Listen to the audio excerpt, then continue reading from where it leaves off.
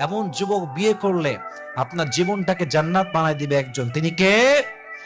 এজন্য আল্লাহ তাআলা বলেছেন ওয়ালা আবদুম মুমিনুন খায়রুম মিন মুশরিকি ওয়ালাউ আ'জাবাকুম।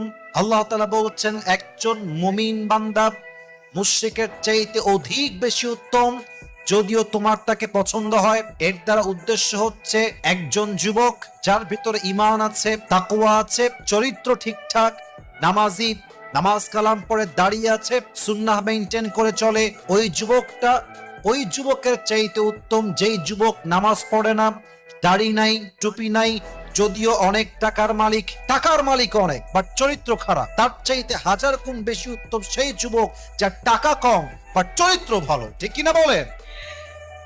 Characterful man is better than characterless man. চরিত্রবান যুবক চরিত্রহীন পুরুষের চাইতে হাজার গুণ বেশি উত্তম। ঠিক কিনা বলেন? এই জন্য প্লিজ